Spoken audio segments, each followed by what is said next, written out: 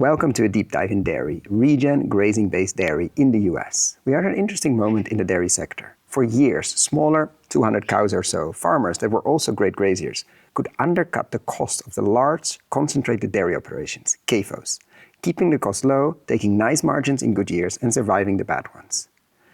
But something has changed. The CAFO dairy have gone so big, bigger. 10,000 cows is normal and 100,000 is not an exception. And their economies of scale mean that they're undercutting the graziers. But of course, this leads to massive manure lakes, animal welfare disasters, and all kinds of other externalities. But nobody's paying for that yet. Not to mention, you can only push biology so far before it literally breaks. So what is next for regen grazing? Instead, our guest of today is arguing that focusing on the transition of mid-sized 300 to 700 cow farms that have land around them which could be grazed but isn't at the moment is the key. You need grazing expertise, of course, and long-term offtake agreements, but it can be done. And what about nutrient density and quality? What is good enough in terms of grass fat? 50% on grass or 70%? We talk about decentralized processing, the consumer who's finally waking up to where their food comes from, and the huge fragility and risks of a super centralized and heavily in-depth system. Enjoy. This is the Investing in Regenerative Agriculture and Food podcast, where we learn more on how to put money to work to regenerate soil, people, local communities, and ecosystems, while making an appropriate and fair return.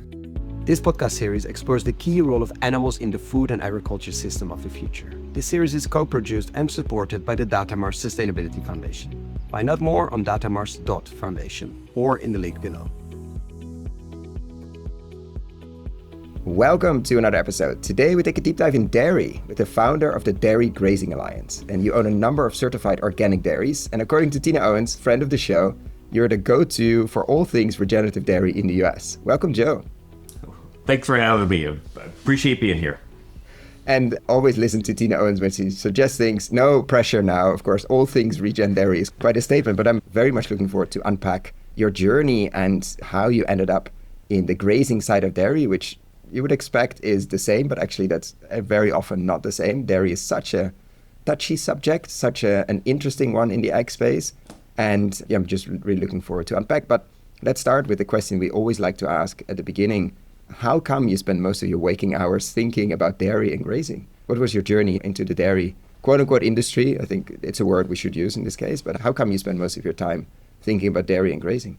Yeah, good. That's a great question. And yeah, again, thanks for having me here. And it's flattering to get recommended by Tina. She's respected in the world of regenerative. So that's wonderful. But dairy has always been, I grew up on a dairy farm, a smaller dairy farm, actually not too far from the farm that I'm working right now. And in probably the 80s, my parents started grazing cattle.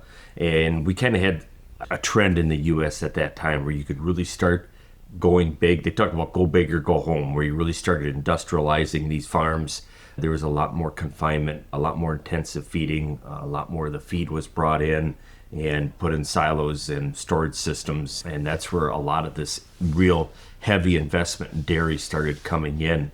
At that Did you see that happening? Did you see, was that the moment you were growing up? Did your farm also started to, or how did other farms in the environment, like how did you see that shift arriving? You could see it. You could see it in the neighborhood. With some dairies, they started investing more in buildings, in equipment, in manure storage and feed storage, started really driving more production. And you could really start seeing this U.S. system of dairy start firing up. And it was that point you could make a decision whether you wanted to go down that pathway or if there's a bit of a different type of a pathway. And that's really where this grazing came in. And we had a number of farmers in Wisconsin. Fortunately, we had some pretty good leadership in Wisconsin for managed grazing. And there was even some delegations that went to New Zealand and saw what was going on there. And I think we can do this stuff here. And that's where there became more and more traction with grazing cattle. They said, okay, let's just bypass this whole idea about just investing and industrializing this thing. And let's go back to what these cows normally do. And it was always something too, and we can talk about this more later in finances. But when we looked at how these farms and how we could stay in farming the longest, it was really nice to take a look at the countries that had the least cost production. And the least cost production were the New Zealands and the pasture-based countries. So that was always something where you thought, okay, this is going to protect me in this market a long time. We're going to reduce our costs long enough. We're going to be relevant to these markets and really let these cows go out and harvest as much feed as possible. Now we're up in the northern climates here, so we got about 6 months, 7 months of solid grazing, but you could still get those efficiencies out of that amount of time. And that's just some of the path where we started going down. So I started learning that system in the 80s and 90s on the home farm. After that, I went to school and got my egg teacher's degree, egg education. So I taught high school agriculture for 4 years, an FFA advisor. And then in 1998, my wife and I were expecting our first child. So we came back and we had picked up one of the neighboring farms. It was just a very modest 80-acre farm that we picked up in the home neighborhood. And it was really managed grazing that allowed us to get started. We didn't have a bunch of cash or capital laying around or anything like that. So we took all of our equity and dumped it into about 40 jerseys and some, actually it was even used fencing equipment, I remember. And we put that up and that's how we got started here. So that's really where our real entrance into managed grazing started. It was from the home farm and then jumping into it ourselves. So that's how we got here.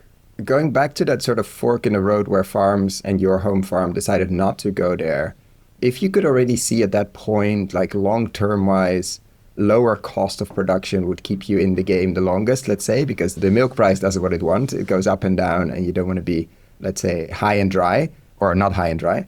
And so why were other farms going down the other route? What was the incentive, maybe just financial, what was the incentive to put a lot of money into a system? Was it the driver, the production increase and thus revenue, but also the cost increase? What was so interesting for others to make a different decision than what you and some others did?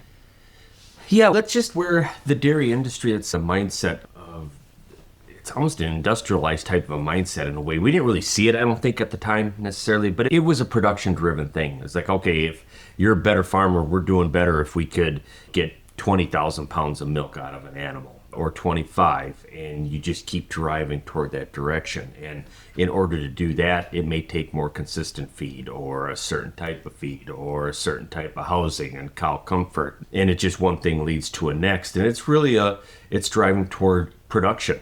And I get it. It's economics in a way. And that's also where a lot of the support came, the industry, from nutrition, from university, and that's, like I say, was really the supported pathway that was out there in dairy. There wasn't a lot.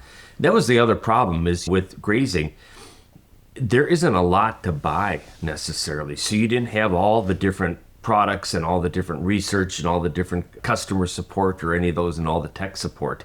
It was hard. A lot of that was really driven by university or extension or conservation groups. That's where a lot of that came out of. There were some government types of pools of money and some initiatives that came out of that. That's what we'd have to lean on to really get any tech service education. There were a lot of producer groups that came together, a lot of farm walks and pasture walks. And yeah, that's just the people you surround yourself with. As basically, yeah, there's not a lot to sell to farmers. Thus, there's not a lot of support to hold hands in decision, which we see in row cropping as well, which we see in many places. What are the best advisors? The ones that are on the payroll of the big 4 or 5 input companies. And yeah, let's say they have even best meaning people there have an incentive to sell you more stuff. And the advice is always to put more, never to put less.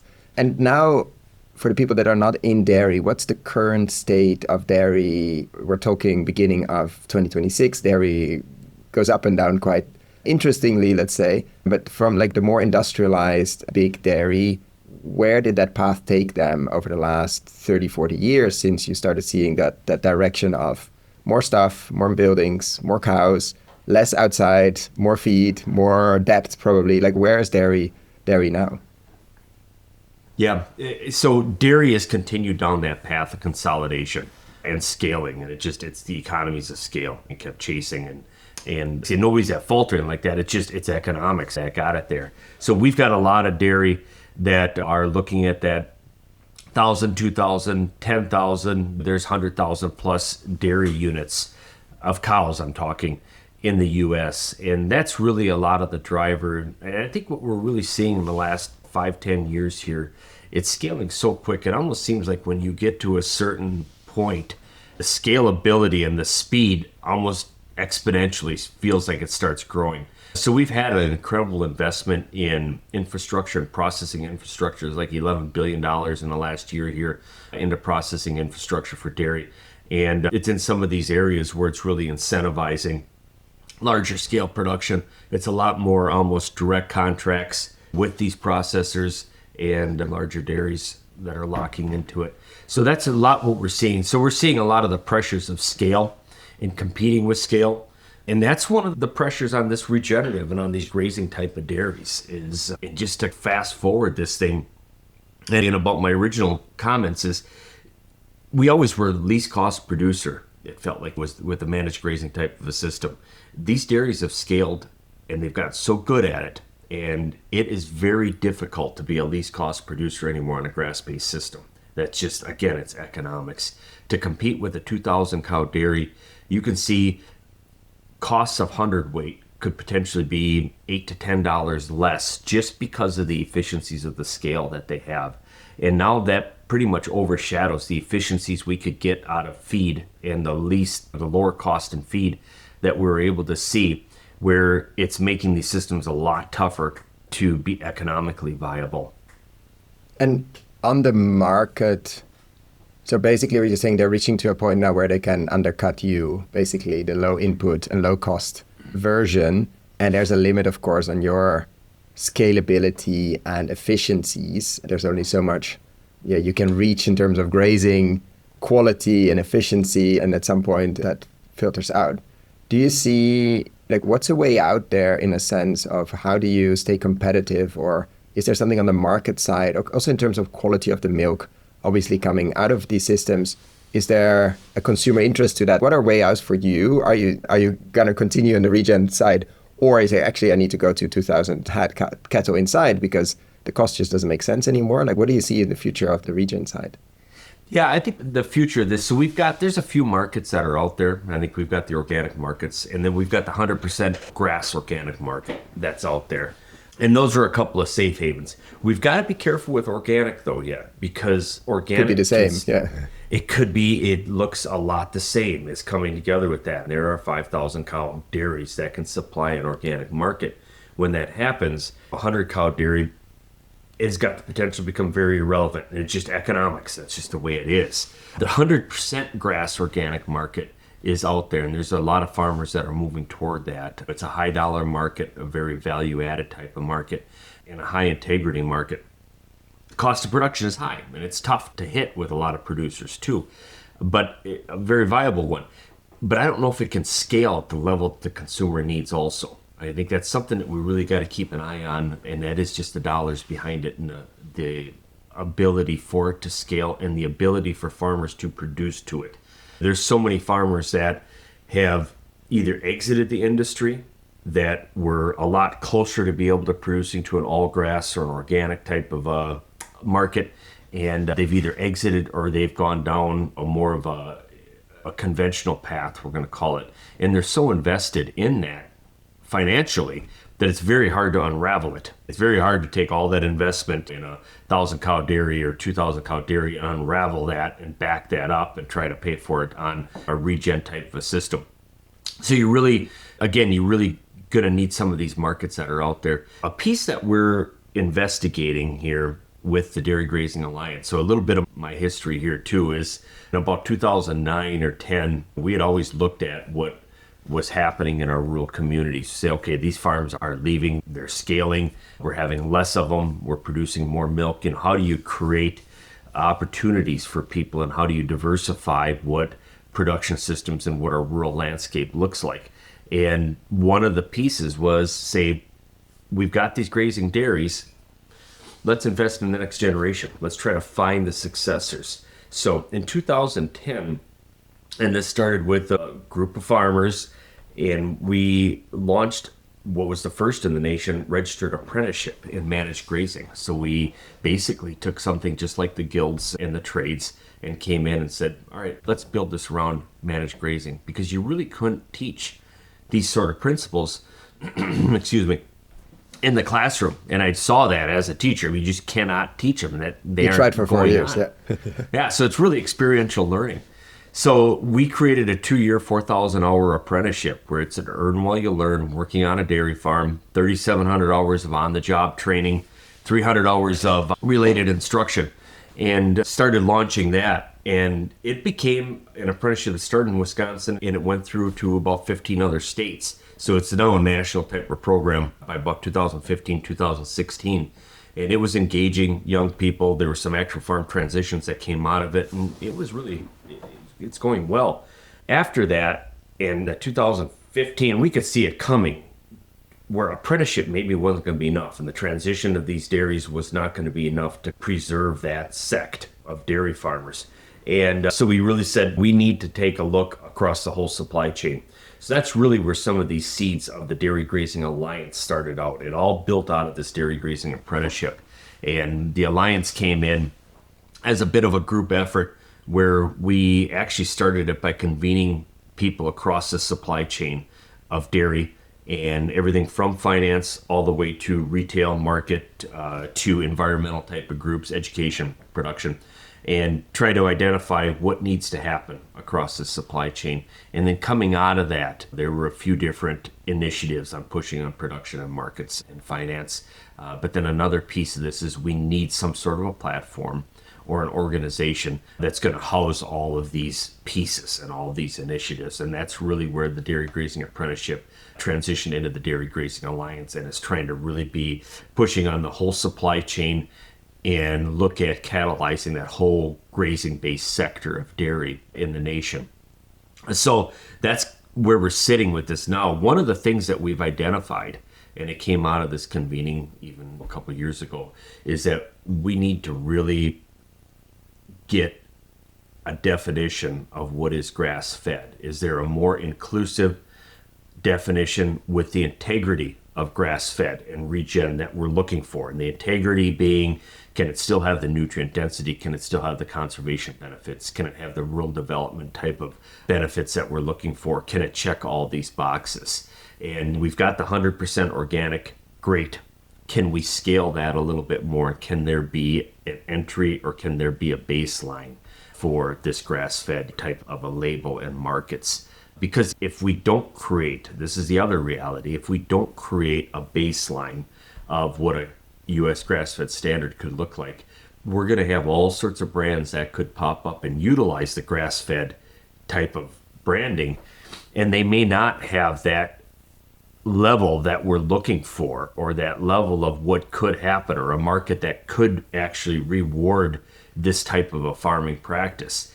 And that's a train that could leave the station pretty quick here unless we can get on that and create a baseline. I'm basically looking at something that's, if it can be something that's attached to how much dry matter is coming from pasture, then I think we really need to look at it. That is the key thing. And if we can create Dry matter as what they eat, or dry matter, what do you mean by dry matter? Yeah, sorry. It's basically what a cow will eat per day. So what we're saying is, if a cow is eating about 50% of their forage during the grazing season from pasture grazed grass, where they've got to go out there, harvest their own grass, and 50% comes off of it. That's the key part, right? They do it themselves, not that you have to go out there and mow it. Yeah, that's it, harvest it with a tractor and diesel. Yeah, and if they're doing it themselves too, you're getting closer back to that regenerative, that natural type of a system. And the other thing that you're doing is you're limiting the size of these farms too. You're creating a viable farm. That's all of a sudden where a mid-size or a smaller farm becomes relevant, because a cow Because that's not the case now, right? In conventional, the relevant size or the viable size became bigger and bigger every year, basically. There's a real theory about this, that the real viable size of dairy could be 2,000 cows here in the very near future, if it isn't already here. There's a lot of smaller ones, obviously, but we've got a lower milk production. It keeps coming down, and it gets harder and harder to produce too. I think there's dairies out there that are carrying very low debt load, and they're going to be able to keep pushing on. But there's really no transition plan or no financial ability to transition some of these things then, when you're really competing in that kind of a scaled market. And so then the question becomes, how do you transition into grazing? If you have a low depth load, maybe that's possible. If you have a high depth load, of course, it's going to be very difficult. Like the train has to continue to grow, basically. Right. And I think some of the thing that we have here is we've got plenty of dairies that are in that 200 to 700 cow range, where they're just in this range where it might be a little bit too big to go direct to consumer.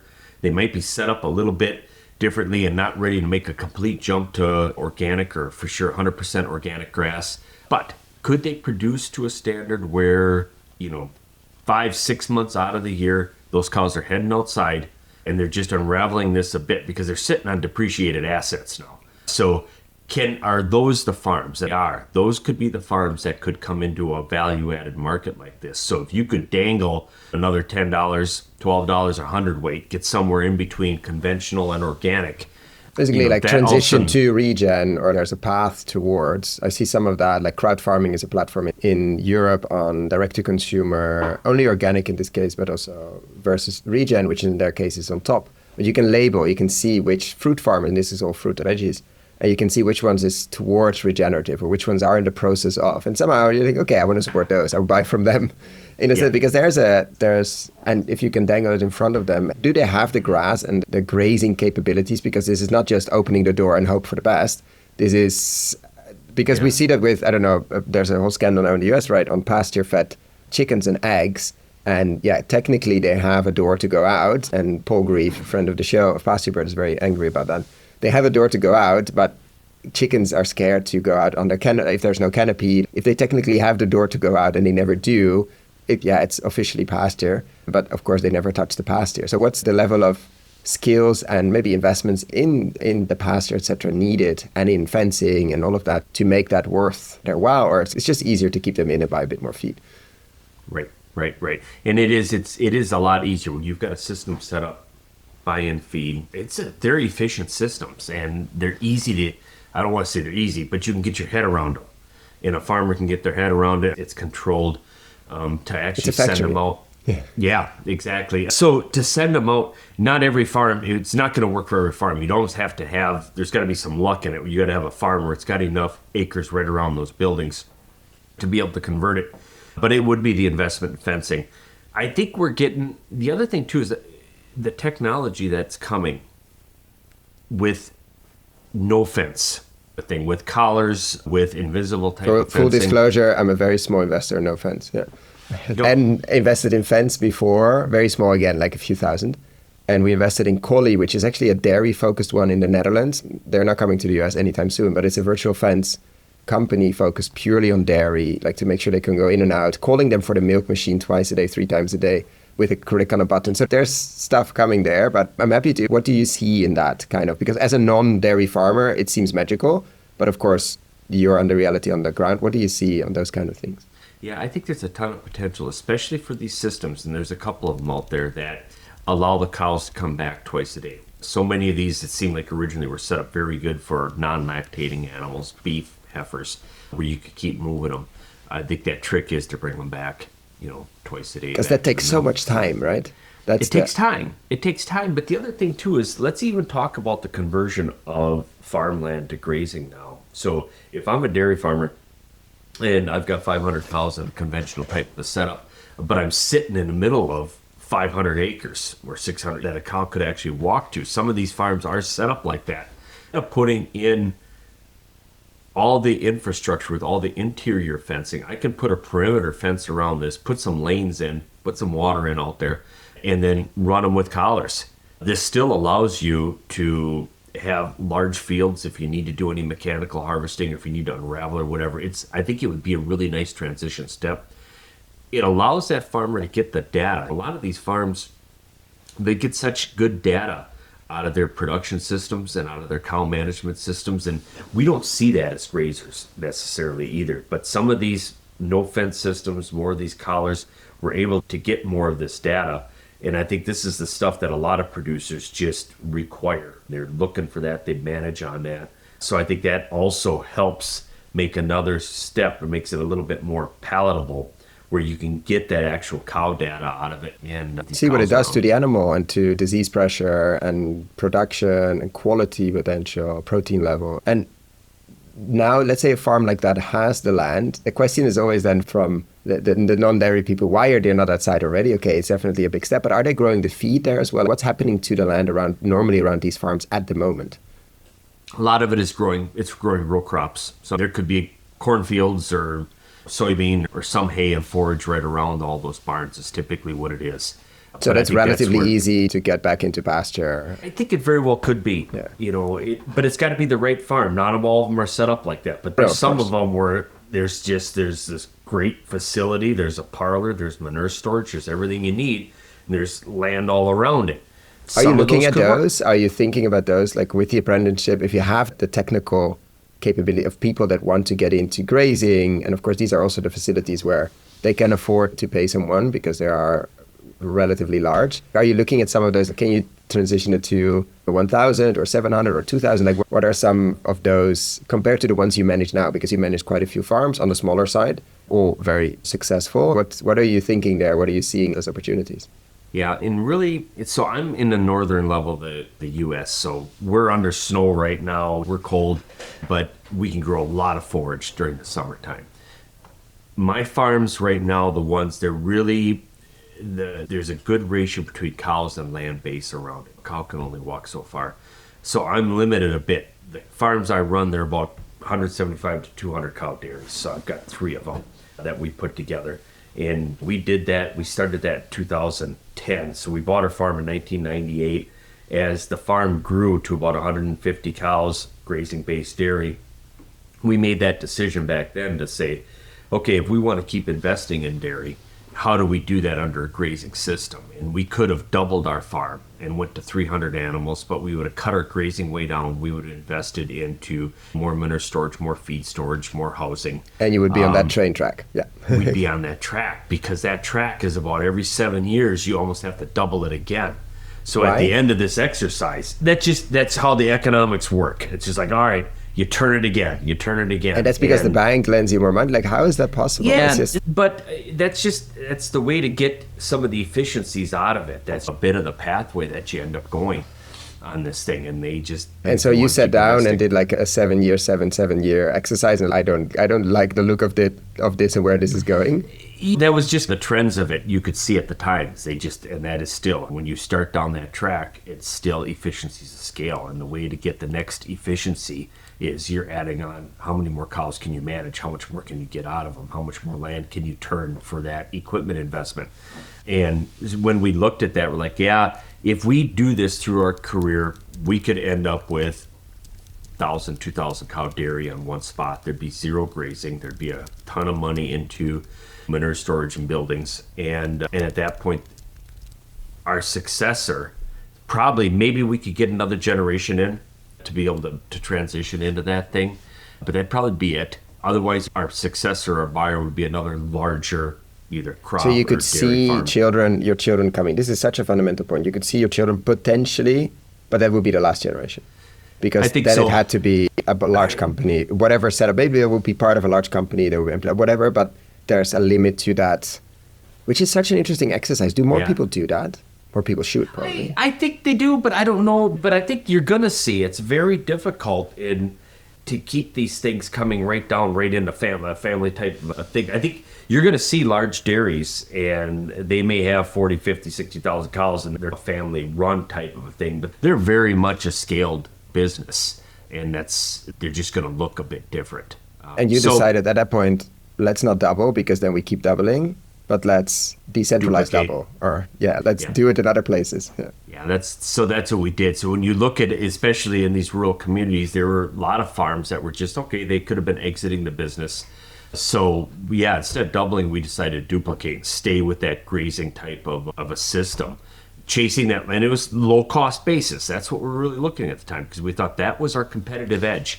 Low cost, and I just enjoyed it. Anyway, I just like all the things that go along with it. So at that point, we had picked up a second dairy, a traditional 50 cow dairy, and we put the fencing, the water lines, the lanes. We put a milking parlor in it, some housing. We turned it into a 200 cow grazing dairy. And then we did it again in 2020, and same type of a thing.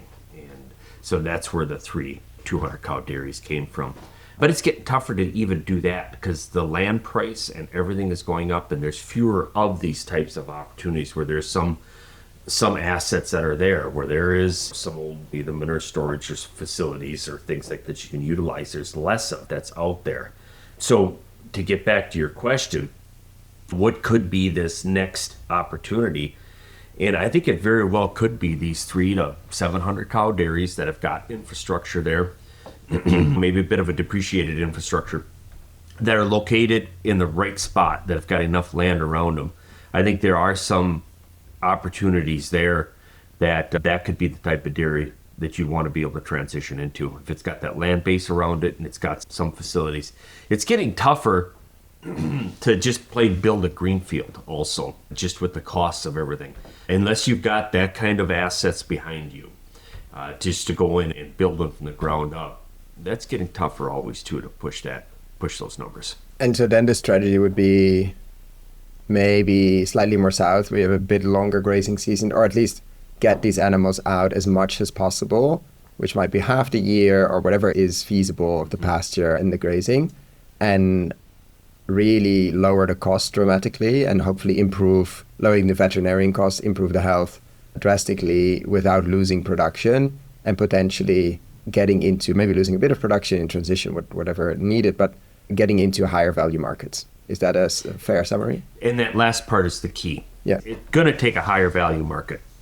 So we're going to have to find a market that wants what we're talking about. Whether they just want cows that are outside, they want a smaller scale dairy, whether they're motivated by nutrient density, by diverse food security, diverse type of production systems, whatever their motivation may be, we need to develop that market and produce to it. Because you just are not going to compete with a commodity market. There's a whole sector, and I'm not going to knock it either, it's just the way it is, but there's a whole sector that's going to be a commodity market, and we just cannot compete with that. So there's gonna which have you to could be. until recently you could still. Yeah? I agree. I think we could until whether it's 5 years ago, 60 something. That is all starting to switch because these big dairies have just gotten so efficient, and the cost of everything has gone up. Yeah. It continues, not just land, but it's everything from labor to buildings to repair to all of these pieces where you just have to have. That would hit them more or not? That would hit them even more, the large ones. But they can spread it out over more liters, so it doesn't really matter. And that's flat on what it is. Because when you're dealing with let's even just say your cost of production is $5 less and you're a 50 cow dairy and you're $5 less per hundredweight. What is a hundredweight just for, what is a hundredweight just for? 100 weight of milk. That's how that's sold. Yeah. So 100 weight. So milk is all sold by 100 weight units. And right now, a class 3 price for milk. This is U.S. milk, and it's per 100 pounds of milk. It's in that $16 range, somewhere like that. It's been as high as 23. So it's low right now, and I think we're going to have some rocky roads ahead of us in dairy. But dairy keeps expanding, it keeps consolidating, and we just keep cranking milk. And I think that could be some of the reality, what our milk prices look like in the future, is they could be staying in this of a level, and it's going to take that scale to be able to produce or into it. Get out of that commodity market. And is there get out of that commodity market. How is the demand? You mentioned nutrient density a few times. You said, I don't know if there's enough, or how has that been? Is there, at least if you would transition a few of those at that point, would it be easy, a few of the larger ones you mentioned, the 3 to 700 ones, with a clear grazing plan and all of that, and a clear quality plan? Do you see, quote unquote, easy markets for that to find? Are there distributors, supermarkets? Do you have to get together and scale some of that infrastructure to separate it? Because of course you don't want to dump it into the commodity tank. What would that look like? Is that feasible? Or is you actually really have to do a lot of work on showing that this is a completely different product, basically, because it's been grazed? Yeah, no, you're spot on. It's not easy. There's nothing that's that easy. And the more scaled and consolidated this industry gets, the harder and harder it's going to be, because we've got fewer dairies that are producing a lot more milk. We've got way fewer production centers or processors that are producing a lot more milk. So if you want to come in and differentiate a load of milk, what are we seeing in grain and elsewhere? Yeah, you maybe have to come in with 20 semi-loads so that they can stop that plant clean, run it through to make it worthwhile. And they all got to show up at the same time, and it's more and more difficult. But there's still some infrastructure that's out there that can do this. And that's why I think it is pretty critical. If we're going to do something, it needs to be done here pretty quick, because a lot of these opportunities will just flat start going away. From the farms, from the production type of opportunities to the processing opportunities can go away pretty quickly. So I think, yes, something needs to move. And then how different is the quality? You've been in milk for forever, in dairy in general. Like, we follow some of the work of Eric Smith of Audacious and the team. They do some on dairy, I think. I don't know if they've published, but there's a whole hype, let's say, call it a hype, around quality and nutrient density. How different is it in milk if you graze properly? Of course, you have the 100%, you have the sort of middle ground you're now saying, compared to, of course, then it depends what you feed them the other 6 months. What is the spectrum of quality and grazing, and what do you see and taste, most importantly? Yeah, no, those are great questions. And so we're working with Eric Smith too within the Dairy Grazing Alliance, and we're trying to dial in on that and say, okay, what is this nutrient? What do the milk characteristics look like at, let's just say, 50% grass versus 100% versus 30% or 20% or 0%. So we're trying to dial in more on that. So we're actually doing experiments across some of our dairy farms that are in the network, just to try to figure out what that is. But what we are seeing, people say it's this omega fatty acid ratio, the 3 to 6 fatty acid ratio. When you're looking at some of these heavily grazed type of dairies, you're seeing much closer to one type of a ratio, which is where you want to be. And then it's that CLA content. So you're seeing a considerably higher CLA, conjugated linoleic acid. Thank you. I was going to ask. Yeah. Yep. Which are both markers, health markers, nutrient density type of markers. There's more to get into with it probably, but I think these are things that we're on the front end really trying to dial in. And so when I say creating a baseline definition. What is the minimum? Is it 50, 60, 30, exactly. 40? And what kind of grazing? Yeah, to see most of the effect. Of course, it's not going to be perfect, but there must be an 80-20 somewhere. Correct. Got to be something somewhere. We're targeting that 50%, modeling that out. Because the other thing that you've got to model is we also got to have a sector or a market. Perfection can be the enemy of good too. So it may not be 100% organic, grass-fed. Absolutely. I'm not going to knock it. That's going to get you, right the top level of what you're looking for. That's a specialty coffee in this case. But there's a whole market on there. And specialty coffee is maybe 10, 15% of the market. Yeah. No, I totally agree. I totally agree. But it's unobtainable by so many. Yeah. You can't produce it that one. It can be very unobtainable. Why is that? Is it because of the climate, because of the land, or what's the difficulty there? High cost, just the high cost of producing it. So it takes more. So there's studies out of the northeast of the states. The cost of production can average $47 per hundredweight. And it's because of the land base that's needed. It's because of the production we're getting out of the cows. It's a lower production. You still got a lot of the overhead and some of the facilities you may need, but it's just it's a higher cost type of a production system. So obviously that links all the way down to the retail market. So it's priced higher in the retail market, and it does make it unobtainable. It's very hard too for farms that are, especially if they've been invested in any sort of traditional type of dairy, it's hard to make that switch all the way over and that transition, and just to even financially weather that transition. Because you're going to produce commodity milk for 3 years before you can even hit these value-added type of markets. With organic cost, good luck.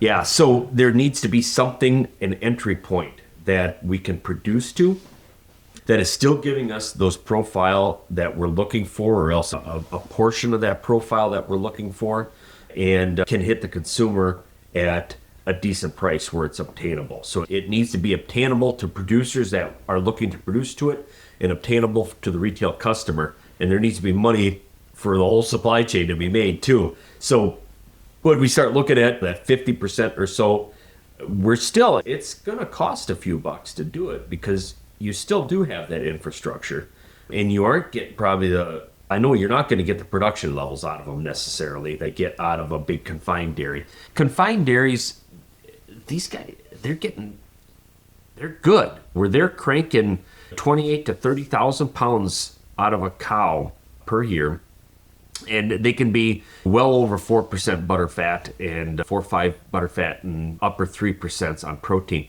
That was unheard of typically. We could never drive that kind of a butter fat and protein and amount of milk out of a cow, but we just got very good with nutrition and pushing milk out of these animals. So with that's all the a tough animal one. welfare issues that come with that, obviously. Well, But some of these are it's a well different run. beast. Yeah, it's a different Exactly. beast, and it's not too, because there's very poorly run, not so big ones as well, and they're very professional ones. But there's like just the wording on cranking, like it's seen as a machine, like a milk machine, literally. You put X Yeah, in, and they're bigger cows, different genetics. of course, yeah. It's But they would yeah. prefer to be outside, probably, if we look at the cow. Life of the cow is different.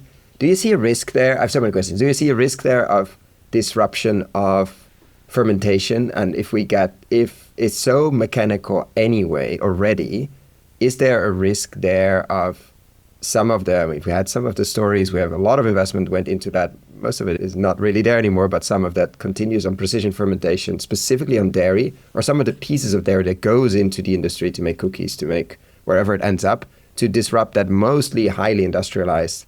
It's already a plant anyway, like an industrial plant. Do you see any of that on the horizon? And you're talking with which piece? Without again? the cow, like how do you, if we've seen a lot of investment going into precision fermentation to get some of the pieces of the milk, let's say, in a factory at scale, at costs that are competitive to industrial dairy, which could disrupt the whole that part of the dairy piece. Because if you don't need a cow anymore, then suddenly you get a different. I haven't seen it at scale yet, but I keep reading reports like we'll get there at some point, just like insulin precision fermentation got to there. And I don't know enough about it to even grasp it, but that could be a risk at some point for these immense investments that are being done in confined dairy. Yeah, it could. I think it could be a risk, and I think the real risk comes the farther and farther everybody gets away from their food and understanding where it comes from and the connection they lose to it, the bigger risk lab type of food becomes. Because I think people like I say, when you get so far away from your food, you don't have that connection with it. And then all of a sudden it becomes rational that it's just getting produced in a out factory. of a lab and coming towards you. And coming back to that, actually, how is the taste different? And you've tasted a lot of different milk and dairy products for sure, like grazing and systems. Like, how is that? You say they reach a very high level now as well, or very interesting butter, fat level, protein. What do you, just as a consumer and as an eater and a drinker, what do you see in difference in terms of grazing systems and systems to produce dairy? Yeah, and I think we could take a look at the milk tests and look at the work like Eric Smith and Audacious is doing. There are some qualities, some density qualities in it. Actual flavor profiles. On the grazing type of systems and the regenerative systems, the flavor profile can actually change through the year. And this isn't always the most interesting thing to markets either, because they want such consistency. But you can get flavor profiles that are changing a bit every year, because if you're sending these cows out to eat what's there at that time of year, your pastures are changing, everything changes, and your flavor profiles can. So I think you're going to get some of that. I'm like I said, my milk. I'm a raw milk drinker. I drink the milk out of my tank, so I'm not comparing a whole lot. So I think it tastes pretty good. But I don't know if I'm qualified to make a lot of actual claims fair in enough, that. fair enough. But I do think that we've got. But I'm drinking a full fat type of a milk. And Yeah. is that market, like you say, the further we drift away from where our food comes from, but we're definitely in the bubble, the Eric Smith bubble of food quality, and that Kittredge and all of Jill Clapperton and all of those, that quality is going to be a big driver. But of course, consumers or eaters have to show up to that. We see that a bit. We've done a very interesting citrus episode with Herb Young, ex-Bayer, by the way, that sells nutrient-dense citrus, lab tested, etc., and has a market for it. Of course, he's a small grower, so he can ship it because it's citrus. But he says, people find me. Like, people, they Google nutrient. Is that the same in dairy? On the raw milk side, there's a lot of debate, obviously. But do you feel that it's growing compared to the 30, 40 years you've been in this, in terms of people starting to pay attention to quality, not just the label, organic, great, but it could still be a confinement. But do you see an interest growing, at least on quality and how your food was grown or grazed in this case? I do. I think the consumer is looking for that connection. And not all, but there's enough of a consumer presence there that are looking for these type of things. And if we can verify that, if we can deliver it, I think that's a whole solid piece of this too, because there are different, say, flavor profiles So we're playing with the idea of actually one of the ways and looking at even trying to stay relevant in dairy and for our farms too is we are messing around with basically creating our own cheese product or almost going a horizontal type of a business plan as much as we can. So can we actually have a little bit more influence on the market end too? And in some of the test batches of cheese, the cheesemakers are seeing a difference in just characteristics, qualities of milk that are coming in there. And they're a little bit different. They're good quality and they make some unique cheeses too. So I think we've got a lot of potential there on that end too. That's interesting, yeah. And because that's a big thing for any farmer. How can I smartly do value add and process some of it or turn something into something slightly more durable or less perishable, which of course cheese is, and milk has an issue. You have to sell it like the day itself or maybe because otherwise, and so there is that concept. You're not in the easiest market in that sense. You cannot store it and wait for a better price. You can store it in milk or you can store it in cheese and wait for a better price at some point, but that's a whole different business or a whole different craft to get into. Yeah, and dairy is tough to do. It's tougher than some of the other livestock sectors where there's poultry or small ruminants or beef and like that. You can store those products. You can go, you can freeze it. Dairy is, I mean, get it. You've got 24 hours to get that processed and then figure out where to store it. How do you balance it? How do you say it's enough? But it's a pathway that we're playing with here right now in our dairies to say, okay, how can we add some value to this down the road? Because I don't take it for granted that we're safe for the long term. To stay relevant, and one of the reasons why we've got the dairies is that our goal was to try to produce a tanker load of milk every other day. And that's really about where we're at here right now. That's why you have three. Relevant. So if I can get that, because those are the things, it's as simple as trucking milk that's going to make smaller farms irrelevant and has already. If a processor or a brand or anybody has if it takes 10 farms and it takes a 600-mile route to fill up a tanker load of milk, that's a high cost of procurement. Versus if one entity or a couple of farms can ship a load right down to you, that's a lot cheaper. And it's those margins that are really going to keep different markets and brands and farms and processors relevant. And it's just, like I said, just economics. And coming to a few questions we always like to ask. Let's say we do this in a room full of investors or a theater, and we talk a lot, obviously, on grazing and dairy and the industry on stage. And the room is filled with people in the finance industry, investors, either investing their own money or other people's money. And what would be your main message, or what would be a seed you would like to plant in their mind that they remember the next day when they're back at the office, when they open their laptop or their computer, and they should do or look at something? What should they remember from the evening we had in front of them? Yeah, from a macro standpoint, let's take a look at U.S. grass-fed. And U.S. grass-fed sector is growing. The organic sector is growing too, but so is the actual grass-fed type of a sector. It's looking at about 6.5% growth per year, where it could be beef, we're talking meat, right? We're looking like it could be a $7 billion industry in the U.S. That's just the grass-fed one by 2032. There's some of it being produced domestically here, and it's coming through the 100% grass-fed type of organic market. Wonderful. But we can't produce to all of it. There's so much of it that's actually also coming in as imported type of products that are coming in here.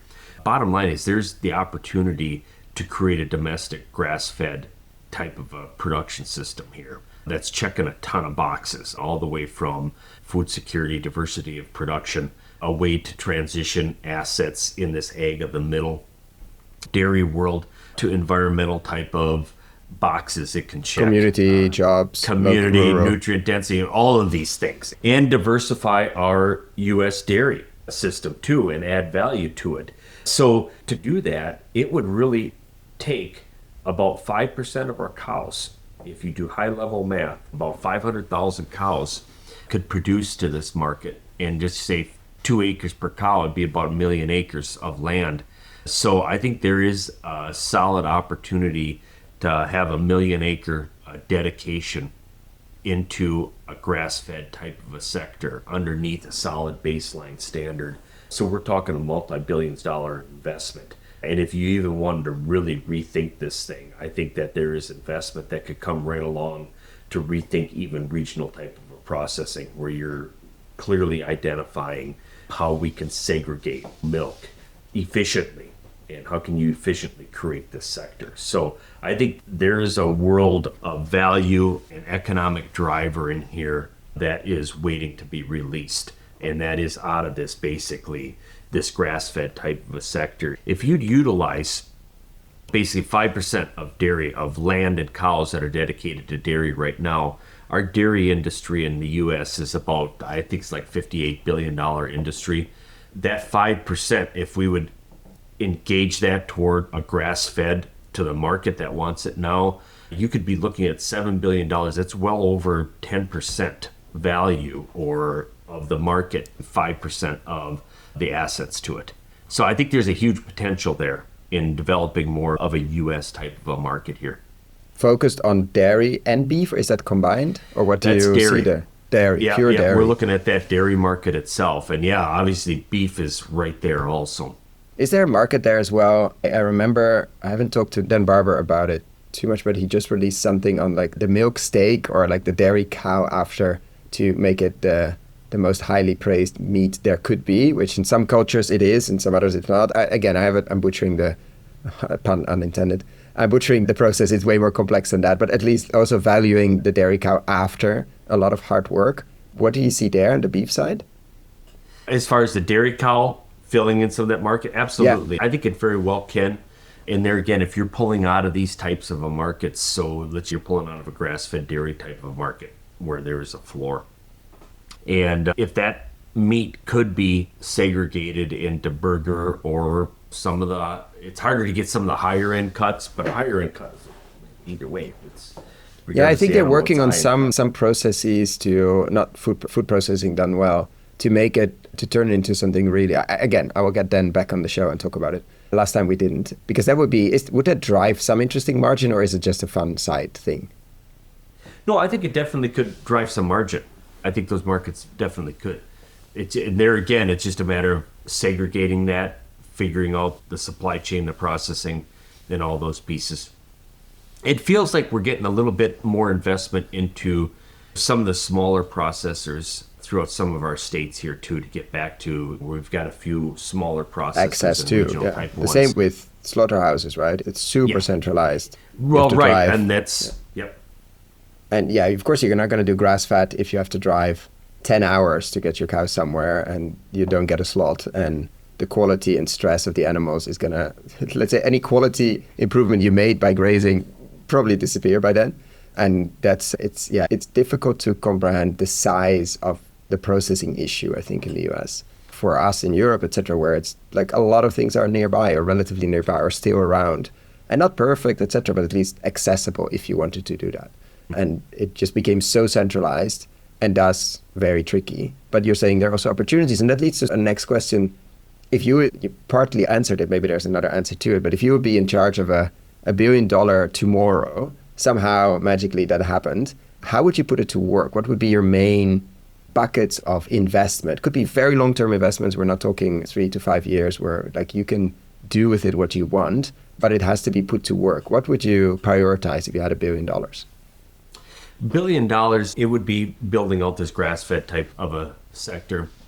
And it would be engaging, with $1 billion, you could engage with a higher volume type of a market and realize an offtake agreement with a brand, a retailer, and realize a longer term offtake agreement and then start backing that up through the supply chain and ultimately invest in the production.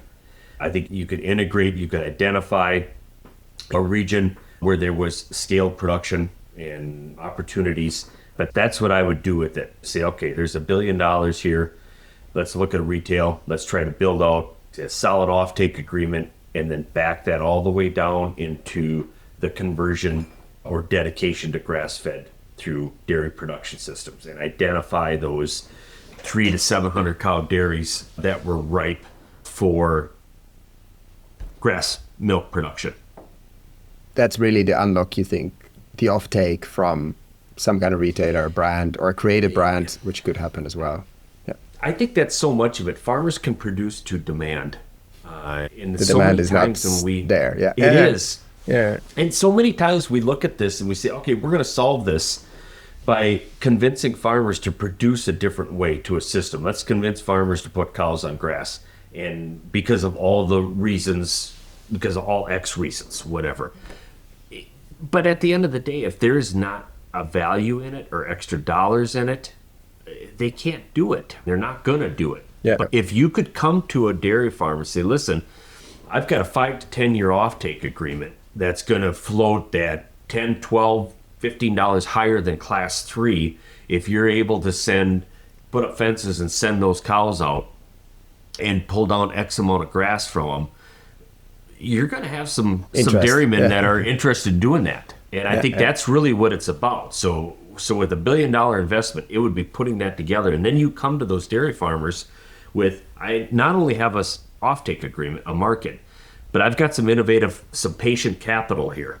So that is what that $1 billion would be really nice if there was a blended stack where you've got some patient capital in there. You might even have some mission-related type of investment is in there that it had a little bit of patience that you could convert these dairies over and then allow them to hit their return. Super interesting. And we take away the fund, unfortunately, but we do give you a bit of magic power to change one thing overnight in the sector. What would that be if you had a magic wand? In the dairy sector? In general. No, it could be general. It could be from better flavor. It could be, we've heard all the animals outside. We've also heard end of ag subsidies in Europe, global consciousness. There are a lot of answers to this question. Take it as far or as close to home as you want to. Boy, that's a wide open thing. But only one thing. We're not Aladdin where you can do more. Yeah. Boy, I just go back to cows on grass. It's that simple thing. If there was, let's just say we could take in the U.S., 5% of the U.S. dairy production was linked to a grass-fed or a grass-based type of a dairy system. And that's what I'd like to see. What will catalyze that? There's a variety of things that could catalyze that, but I only get one thing. But if we take it one step further, what would be one thing to enable, 30%, 50%? What would be, raising the investment appetite or some of the incentives or, also the factory mentality or raising the depth of a lot of these players? Like what would be a magical? This could be absolutely not possible in the near future, but if it happened, it would be very interesting for the dairy space. Or globally, suddenly consumers are waking up to omega-3, 6. I don't know. Like what would be such a big kicker or driver for systemic change? Food security, I think is going to be a lot of it. Interesting. When you get a food system that is so incredibly efficient, and that's what we drive to, and especially that's what we're looking at here, it's a very scaled, a very centralized, but it can produce very cheap food and it can be very efficient economically. But it's also very brittle. When you've got so few players looking exactly the same, that thing is as brittle as it is strong and efficient. And there could be significant weather events, there could be significant geopolitical events, there could be things that can completely disrupt things. And it would be a significant disruption like that where people can say, okay, and where they all of a sudden get connected with their food a lot more and they realize the depth of we need more decentralized type of food. It needs to look a little bit different. We need to be closer to it. And the way that happens is you've got more of these regional type of systems. They still got to be efficient. They got to be economically efficient. Of course. Yeah. But you could do it. It can be done. Very interesting. And as a last question, definitely inspired by John Kemp, who asked it slightly different. He said, what do you believe to be true about agriculture that others don't? But we like to ask, what do you believe to be true, in this case about regenerative dairy, that others don't believe to be true? Like, where are you different in your bubble of graziers and dairymen and women? Yeah, biological systems will still, at the end of the day, determine those rule. You can't completely take the biology out of animal and plant and systems in general. The universe will talk in time. And it will bring you back, I think. And I think that's just something that we can play with it. And I think we're showing it right now. But I think it's the true biological systems which will ultimately have the say in what our egg could look like. And I'm always regretting as a last question, but there's another one, because this is a great way to wrap up. There will be not a reckoning, but there's only so far you can push a biological system in a living system and a factory and industrial or industrial mindset or engineering mindset, sorry. Like these are complex systems and not complicated systems. Is there ways, it came up before and I thought about it before, are there ways to lower the cost of this absolute higher end, the specialty coffee of the dairy, the grass fat, you said there the costs are, like do you see opportunities there of lowering those costs with better grazing, with new technologies to, of course, genetics potentially as well, but are there pathways to lower that, or is it the costs are there and there are just not many levers we can pull to make that more cost efficient? I think there's always spots with integrity that you can reduce these costs. It can come from better grazing, better management. There can be some genetics in there. It can be data and technology that can help us out with it. You always got to be careful which train you start, though. But I definitely think there is. I think that there is this market could scale. And this is the other thing that I look at, the benefit. If we could create a high integrity, I see a baseline grass-fed standard, it's about creating a bigger pool in a way and a bigger pie in this sector. Could that also lead to more processing opportunities and maybe more regional type of processing opportunities where all of a sudden the cost of trucking maybe isn't as high, and that all brings these costs down too. So as that whole sector gets larger and that's actually scales, it's going to bring these efficiencies into play. And I think that's how that does. When these sectors become closer to the norm than the outlier, those efficiencies, there'll be some scalability efficiencies that come with it, if that makes sense.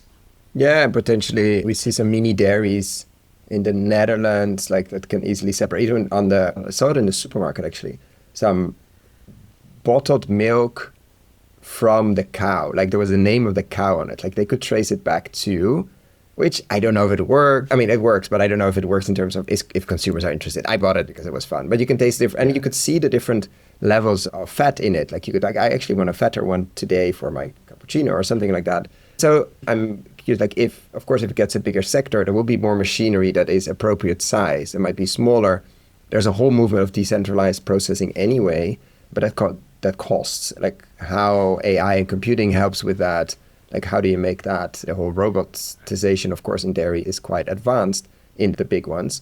So but you have to be careful which path you step on, and you just go down the same high depth, high production pathway. And how do you augment or enhance that biological activity? Like how do you produce more and better grass, reduce veterinarian costs, produce more milk as well, maybe separate it, create some brand. It's a fascinating puzzle. Thank you for bringing it here with us. Thank you for the work Thank you for the work you do and bringing it here to us so we can listen to it. And for waking up very early. A dairyman wakes up and women wake up very early, but this was very early to make this happen in a snowy environment, and very curious to follow the developments over the next years, as it's going to be a rocky ride and potentially a very interesting one as well. And of course, the nutrient density and quality data that's coming out, we'll be keeping our ears and eyes open to that. Yeah, hopefully we'll have more coming out through the Dairy Grazing Alliance, and there'll be things to come. So it's going to be a good ride. Put all the links in the show notes. But I appreciate everything you do. Thank you. Yeah, and thanks for all you do in your work in this world and bringing these stories out. It's important. Appreciate that. Absolutely. Thank you so much. It's a joy. All right. Thank you. Thank you for listening to this deep dive on dairy. If you're not into dairy, I hope this was relevant and interesting. I think it shows some of the history where regen practice, and this specific one, really had a cost advantage for a long time, and then concentrated CAFO operations became so good and even relatively okay in quality, of course, with all the issues, like the animal is not a machine, and we all agree on that, but that's the direction that part of the industry took. And until there will be a major shock, I don't think that will change, or major shocks, which I think we discussed as well, that could be coming soon or not. So how do we make sure we survive this period of until the major shocks and that system comes down, or until it's going to be regulated stronger, et cetera, et cetera, et cetera. And I think Joe showed some very nice and interesting directions of, okay, what are the mid ones? What are mid-sized ones on distribution? What do we need in terms of offtake? What do we need in terms of technical assistance? What do we need in terms of size? And what is good enough? Is 50% grass fed, does it get you to 80% of the nutrient density and quality that we want? Let's see what the research of Eric Bodacious says, of course. Or is it 70% or 80? Or can't you escape? It needs to be 100. And then, of course, it depends on the feed they get as well as the other 20, 30, 40, 50%. I think it's very interesting because perfect is definitely the enemy of movement and good. And the question, what is good enough? And what are interesting investment cases? Like how can you put significant money to work to hold a lot more jobs regionally and locally and to just have way shorter food chains and thus way more robust? So very curious what you thought of this episode. As always, get in touch. If you have feedback, I do read everything. My email's a mess, but I do read everything. And definitely, hopefully, see you at the next one or hear you at the next one. Ciao, ciao.